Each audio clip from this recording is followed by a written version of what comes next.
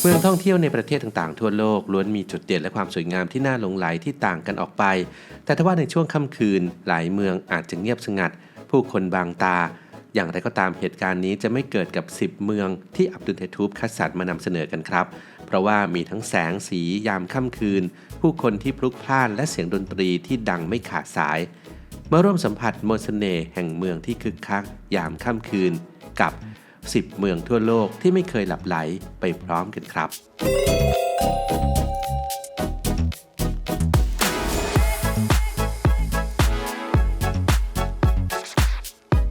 อาชีพรายได้ดีได้เที่ยวฟรีรอบโลกทำงานไม่กี่ปีมีเงินเก็บเป็นล้านเรียนทำงาน F&B Service เรือสำราญนึกถึงเรามารุโชติพร้อมปั้นคุณสู่มืออาชีพหลักสูตรนานาชาติการบริการอาหารและเครื่องดื่มมาเป็นครอบครัวมารุโชติและสำเร็จไปด้วยกัน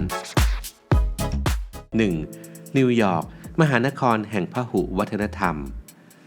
นิวยอร์กเป็นประตูสู่โลกใหม่ของผู้อพยพจากยุโรปและดินแดนต่างๆมาตั้งแต่ศตวรรษที่19ผู้คนหอบหิ้วความฝันมุ่งแสวงหาโอกาสสร้างชีวิตใหม่ในเมืองใหญ่เกิดเป็นสังคมพหุวัฒนธรรมซึ่งความหลากหลายนี้เองที่ส่งผลให้นิวยอร์กมีกิจกรรมและการบริการในรูปแบบต่างๆตลอดเวลาเพื่อตอบโจทย์วิถีชีวิตที่แตกต่างร้านอาหารที่เปิดรอคนทำงานกะดึกระบบขนส่งอย่างรถไฟใต้ดินที่ทำงานไม่หยุดหย่อนผับบาร์และคลับที่เปิดยันสว่างนิวยอร์กยังเป็นศูนย์กลางเศรษฐกิจการค้าการลงทุนของโลกตลาดหุ้นวอลล์สตรีทมีสินทรัพย์หลากหลายให้ซื้อขายตลอดเวลาละครบรอดเวย์เปิดการแสดงแทบทุกคืนคอนเสิร์ตดนตรีและเทศกาลต่างๆก็ไม่ขาดสายทำให้ผู้คนนั้นออกมาใช้ชีวิตยามค่ำคืนได้อย่างคึกคักทางการยังมีนโยบายส่งเสริมให้ร้านค้าเปิดทำการตลอดเวลา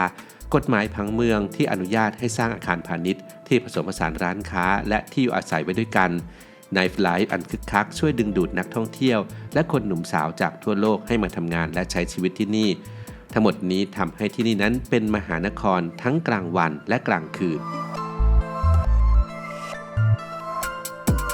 2. โตเกียวนครหลวงแห่งอนาคตโตเกียวเมืองที่เทคโนโลยีล้ำสมัยและวัฒนธรรมอันเก่าแก่หลอมรวมเป็นหนึ่งเดียวเต็มไปด้วยแสงสีและผู้คนที่เคลื่อนไหวไม่หยุดนิ่งทั้งกลางวันและกลางคืนผู้คนคึกคักบนถนนสายหลักแหล่งช้อปปิ้งทันสมัยเปิดให้บริการยามค่ำคืนร้านกินดื่มขนาดเล็กสไตล์อิซากายะต้อนรับผู้มาเยือนอย่างไม่ขาดสายชวนชิมเมนูแปลกใหม่ประจำฤดูกาลโตเกียวนั้นเคยเสียหายอย่างหนักในช่วงหลังสงครามโลกครั้งที่2แต่ก็ค่อยๆฟื้นตัวและเติบโตอย่างก้าวกระโดดญี่ปุ่นเลือกเดินหน้าพัฒนาไปสู่อุตสาหกรรมที่ใช้เทคโนโลยีขั้นสูงดึงดูดการลงทุนจำนวนมหาศาลเพื่อนำไปกระตุ้นเศรษฐกิจไซบัสึกลุ่มบริษัทขนาดใหญ่สัญชาติญี่ปุ่นขยายธุรกิจไม่หยุดหย่อนผลิตสินค้าเทคโนโลยีออกสู่ตลาดโลกตอบสนองผู้บริโภคที่ต้องการความสะดวกรวดเร็วนำไปสู่การเกิดขึ้นของร้านสะดวกซื้อซุปเปอร์มาร์เก็ต 24 ชั่วโมง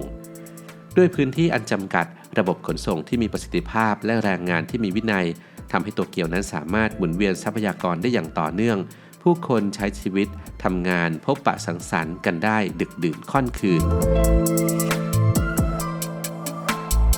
3. ลาสเวกัสเมืองมายากลางทะเลทราย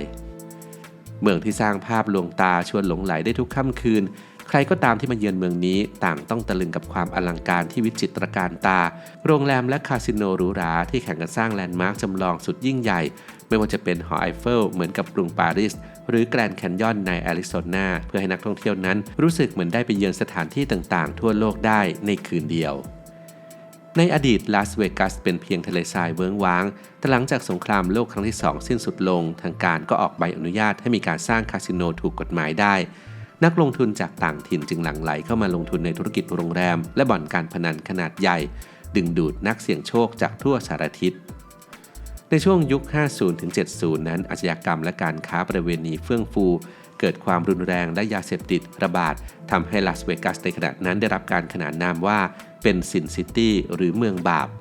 จากนั้นรัฐบังคับใช้กฎหมายเข้มงวดมากขึ้นจัดเก็บภาษีและค่าธรรมเนียมจำนวนมากนำเงินมาปรับปรุงเมืองให้สวยงามและปลอดภัยมีการสร้างสนามบินนานาชาติขยายระบบขนส่งมวลชนเพื่อเชื่อมโยงการเดินทางพัฒนาโครงสร้างพื้นฐานทั้งไฟฟ้าน้ำประปาจนปัจจุบันที่นี่นั้นมีผู้มาเยือนเมืองมายาแห่งนี้กว่า40ล้านคนต่อปีครับ 4. ไคโรเมืองแห่งความหวัง นครโบราณแห่งอารยธรรมเก่าแก่นั้นตั้งอยู่ท่ามกลางความเจริญตึกสูงระฟ้าตัดกับมัสยิดและสุเหร่างดงามตระการตาในขณะที่พีระมิดแห่งกิซ่าที่ยืนหยัดมานับพันปียังคงเฝ้ามองความเปลี่ยนแปลงผ่านม่านทรายและฝุ่นควันไคโรเคยตกอยู่ภายใต้การปกครองของจักรวรรดิต่างๆไม่ว่าจะเป็นกรีกโรมันอาหรับออตโตมันหรืออังกฤษต่างผลัดกันเข้ามาครอบครองทั้งทางการเมืองและเศรษฐกิจจวบจนกระทั่งปี 1952 อียิปต์จึงได้รับเอกราชอย่างเต็มรูปแบบกลุ่มทหารอิสระโค่นล้มระบอบกษัตริย์สถาปนาสาธารณรัฐมูฮัมหมัดนากิบประธานาธิบดีคนแรกนั้นพยายามสร้างรากฐานประเทศใหม่ส่งเสริมเสรีภาพความเท่าเทียมและความเป็นอันหนึ่งอันเดียวกันมีการเปิดกว้างทางเศรษฐกิจมากยิ่งขึ้นในยุค 70 ถึง 80 นั้นความมั่งคั่งเริ่มเข้ามาสู่ไคโรบริษัทต่างชาติเริ่มเข้ามาลงทุนโรงแรมหรูสร้างขึ้นเพื่อรองรับนักท่องเที่ยวที่หลงไหลอียิปต์โบราณห้างสรรพสินค้าคึกคักไปด้วยเหล่านักช็อปทั้งชาวไคโรเองและชาวต่างชาติที่มาทำธุรกิจ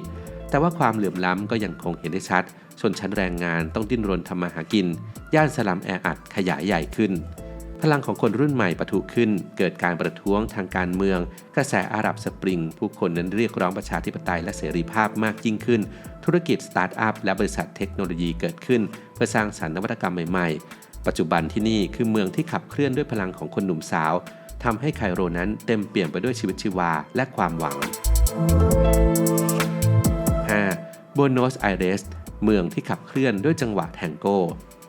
เมืองหลวงของอาร์เจนตินาเคยเป็นเมืองขึ้นของสเปนตึกรามบ้านช่องจึงได้รับอิทธิพลจากสถาปัตยกรรมแบบยุโรปผู้คนแต่งกายและมีวิถีชีวิตแบบสเปนทว่าเมื่ออาร์เจนตินาได้รับเอกราชในปี 1816 ชาวพื้นเมืองได้สร้างสรรค์ศิลปะการแสดงที่ผสมผสานกับวัฒนธรรมของผู้อพยพจากแอฟริกาและยุโรปเข้าด้วยกันก่อกำเนิดเป็นดนตรีและการเต้นแทงโก้อันเป็นเอกลักษณ์ในช่วงกลางศตวรรษที่ 20 มีการอพยพของคนทั่วโลกโดยเฉพาะชาวยุโรปที่หนีภัยสงครามมาตั้งหลักปักฐานที่นี่ตึกรามบ้านช่องผุดขึ้นเป็นดอกเห็ดภาคธุรกิจและโรงงานเติบโตอย่างรวดเร็วเกิดชนชั้นกลางกระตุ้นกำลังซื้อในประเทศทำให้อาร์เจนตินากลายเป็นประเทศที่มั่งคั่งที่สุดในลาตินอเมริกาแต่ว่าการเมืองที่ผันผวนในช่วงปลายศตวรรษที่ 20 โดยเฉพาะการปกครองแบบเผด็จการทหารก็ทำให้เศรษฐกิจถดถอยลงเกิดภาวะเงินเฟ้อและการว่างงานสูงแม้จะเปลี่ยนผ่านมาสู่การปกครองแบบประชาธิปไตยแต่ว่าปัญหาเศรษฐกิจก็ยังส่งผลกระทบมาจนถึงปัจจุบันทำให้เกิดความเหลื่อมล้ำทางสังคมและอาชญากรรมสูงแต่ถึงอย่างนั้นผู้คนในบัวโนสไอเรสยังคงออกไปสังสรรค์ทานอาหารและฟังดนตรีกันยามค่ำคืนพวกเขาภูมิใจในศิลปะวัฒนธรรมและประเพณีประจำชาติที่นำรายได้เข้าประเทศอย่างมหาศาล 6. มุมไบเมืองแห่งความฝันมุมไบเมืองที่ผู้คนนับล้านหลั่งไหลเข้ามาหาโอกาสท่ามกลางตึกระฟ้าและสลัมที่ตัดกันอย่างชัดเจนย้อนไปเมื่อกว่า300ปีก่อนมุมไบเป็นเพียงหมู่บ้านชาวประมงเล็กๆริมฝั่งทะเลที่ไม่มีใครให้ความสนใจจนกระทั่งบริษัทอีสต์อินเดียของอังกฤษเข้ามาเช่าพื้นที่บางส่วนสร้างท่าเรือและป้อมปราการเพื่อใช้เป็นจุดแวะพักเติมเสบียงระหว่างเดินทางค้าขายทำให้มุมไบกลายเป็นเมืองท่าสำคัญและศูนย์กลางการค้าของอินเดียตะวันตกในเวลาต่อมาหลังได้รับเอกราชจากอังกฤษในปี 1947 รัฐบาลอินเดียผลักดันนโยบายส่งเสริมอุตสาหกรรมอย่างจริงจังกลุ่มทุนใหญ่ทั้งในและต่างประเทศต่างเข้ามาตั้งโรงงานผลิตสินค้าในมุมไบทำให้เศรษฐกิจเติบโตอย่างก้าวกระโดดแรงงานไร้ฝีมือจากชนบทหลั่งไหลเข้ามาหางานทำเพื่อหนีความยากจนก่อตัวขึ้นเป็นสลัมขนาดใหญ่ที่สุดในเอเชียอย่างทาราวีที่มีผู้คนอาศัยอยู่อย่างแออัดกว่าล้านคนมุมไบยังเป็นศูนย์กลางเทคโนโลยีและธุรกิจการเงินผู้คนทำงานข้ามเขตเวลาเพื่อตอบสนองลูกค้าทั่วโลกโดยเฉพาะในยุโรปและอเมริการับส่งข้อมูลตลอด 24 ชั่วโมงความต้องการสนับสนุนธุรกิจที่ไม่เคยหยุดทำให้เกิดบริการรองรับทุกด้านไม่ว่าจะเป็นร้านอาหารร้านสะดวกซื้อศูนย์สุขภาพไปจนถึงการขนส่งที่ตอบสนองความเร่งรีบระบบรถไฟฟ้าท้องถิ่นเชื่อมโยงเข้ากับเมืองอื่นๆในรัฐมหาราชระส่วนท่าอากาศยานนานาชาติฉัตรปตีศิวาจีก็ให้บริการเที่ยวบินไปทั่วโลกแทบจะทุกชั่วโมง 7. อัมสเตอร์ดัมเมืองแห่งอิสระเสรีลำคลองเล็กใหญ่กว่า100สายที่ตัดผ่านใจกลางเมืองอาคารบ้านเรือนสีสันสดใสสไตล์ดัช เรือแล่นไปแล่นมาอย่างไม่ขาดสายแม้ในช่วงพระอาทิตย์ตกดินทำให้ที่นี่กลายเป็นสวรรค์ของนักท่องราตรีมีทั้งสถานบันเทิงร้านขายของยาเส้นพิพิธภัณฑ์กัญชาและผับบาร์มากมายอะไรทำให้อัมสเตอร์ดัมกลายเป็นเมืองที่มีสีสันแบบอิสระแบบนี้ได้ชาวดัชเคยเป็นนักเดินเรือที่ยิ่งใหญ่ที่สุดในโลกเดินทางไปทั่วทุกมุมโลกเพื่อค้าขายและสำรวจนำเอาวัฒนธรรมความรู้และสินค้ากลับมาสู่ยุโรปทำให้ชาวดัชเป็นชนชาติที่เปิดกว้างมีความอดทนและยอมรับความแตกต่างในช่วงสงครามโลกครั้งที่2เนเธอร์แลนด์ถูกนาซียึดครองผู้คนต้องตกอยู่ภายใต้การปกครองที่เข้มงวดและขาดอิสรภาพหลังสงครามสิ้นสุดลงสังคมดัชจึงเห็นคุณค่าของเสรีภาพมากขึ้นประกอบกับขบวนการปฏิวัติทางวัฒนธรรมโดยคนรุ่นใหม่ในยุค 60 ที่ต่อต้านสงครามเวียดนามและเรียกร้องสิทธิมนุษยชนทำให้เกิดการผ่อนปรนกฎหมายและนโยบายไปในทิศทางเสรีนิยมมากขึ้นในปี 1970 รัฐบาลดัชได้อนุญาตให้มีการขายกัญชาในร้านกาแฟได้ภายใต้การควบคุมนอกจากนี้ยังมีนโยบายอนุญาตให้ผู้ค้าบริการทางเพศหรือเซ็กซ์เวิร์กเกอร์ทำงานภายใต้การคุ้มครองจากรัฐโดยมีใบอนุญาตและต้องเสียภาษีอย่างถูกต้องนักท่องเที่ยวนับล้านเดินทางมาสัมผัสกับบรรยากาศอันมีเสน่ห์ของเมืองนี้ช่วยกระตุ้นเศรษฐกิจและธุรกิจบริการต่างๆสร้างงานและรายได้จำนวนมากผู้คนทำงานหนักและออกมาใช้ชีวิตกันอย่างคึกคักแม้จะดึกดื่นเพียงใด 8. เบอร์ลินเมืองหลวงแห่งความหลากหลายเบอร์ลินเคยเป็นศูนย์กลางของความขัดแย้งในช่วงสงครามโลกครั้งที่2และเป็นจุดศูนย์กลางของสงครามเย็นในเวลาต่อมาชาวเยอรมันต่างต้องทุกข์ทนจากการแบ่งเขตการปกครองเป็นฝ่ายตะวันออกและตะวันตกกำแพงเบอร์ลินถูกสร้างขึ้นและกลายเป็นสัญลักษณ์ของความสิ้นหวังและการสูญเสียอิสรภาพจนกระทั่งในปี 1989 เมื่อกำแพงเบอร์ลินถูกทำลายลงบรรยากาศของเสรีภาพที่หวนคืนมาจุดประกายให้เกิดความคิดสร้างสรรค์ศิลปินหนุ่มสาวจากทั่วทุกมุมโลกเดินทางมายังเบอร์ลินเพื่อใช้พื้นที่ตึกร้างจากยุคสงครามเย็นมาปรับเป็นห้องสตูดิโอแกลเลอรี่โรงละครและพื้นที่จัดแสดงงานผสมผสานศิลปะแนวใหม่กับซากอาคารเก่าที่มีประวัติศาสตร์ก่อเกิดเป็นวัฒนธรรมอันเดอร์กราวด์ที่แปลกใหม่และท้าทายและการรวมตัวของกลุ่มชนชาติต่างๆทำให้ที่นี่กลายเป็นหนึ่งในเมืองที่มีความเป็นพหุวัฒนธรรมมากที่สุดในยุโรปที่สำคัญแม้เบอร์ลินจะเติบโตทางเศรษฐกิจแต่ค่าครองชีพโดยเฉลี่ยก็ยังต่ำกว่าเมืองหลวงอื่นๆในยุโรปผู้คนนั้นจึงมีเงินเหลือใช้จ่ายเพื่อความบันเทิงได้มากกว่าผนวกกับทัศนคติของคนเยอรมันในยุคใหม่ที่เน้นความสมดุลระหว่างการทำงานและการใช้ชีวิตทำให้พวกเขาใช้เวลายามค่ำคืนและวันหยุดกับการออกไปสังสรรค์ท่องเที่ยวหรือชมศิลปะวัฒนธรรมนอกบ้าน 9. มาดริดเมืองสำหรับผู้ที่รักความบันเทิงถนนหนทางในเมืองหลวงของสเปนไม่เคยหลับไหลแสงไฟระยิบระยับประดับประดาร้านค้าบาร์และภัตตาคารที่คึกคักยามค่ำคืนในมาดริดเต็มไปด้วยเสียงดนตรีฟลาเมนโกและผู้คนที่ออกมาเดินเล่นกินดื่มและสนุกสนานกันจนดึกดื่นหลังจากสงครามกลางเมืองสเปนสิ้นสุดลงในปี 1939 ผู้นำฟรานซิสโก ฟรังโกได้ผลักดันนโยบายที่เรียกว่าเดซาโรริสโมที่มุ่งเน้นการพัฒนาเศรษฐกิจและวางรากฐานอุตสาหกรรมรวมไปถึงการท่องเที่ยวระบบการปกครองแบบเผด็จการที่เข้มงวดก็ค่อยๆผ่อนคลายลงเศรษฐกิจเริ่มเติบโตอย่างก้าวกระโดดทำให้มาดริดกลายเป็นเมืองที่มีความมั่งคั่งอันดับต้นๆของยุโรปหลังสเปนหลุดพ้นจากระบอบเผด็จการและกลับสู่เส้นทางประชาธิปไตยนับเป็นช่วงเวลาแห่งการปฏิวัติทางวัฒนธรรมอย่างแท้จริงในทศวรรษที่ 1980 เหล่าศิลปินและนักดนตรีนำเสนอผลงานแนวใหม่ที่แหวกขนบแบบเดิมๆนักคิดนักเคลื่อนไหวแลกเปลี่ยนอุดมการณ์ปรัชญาและไลฟ์สไตล์แบบเสรีนิยมใหม่นั่นจึงวางรากฐานให้มาดริดเป็นเมืองสำหรับผู้ที่รักความบันเทิงได้อย่างเต็มที่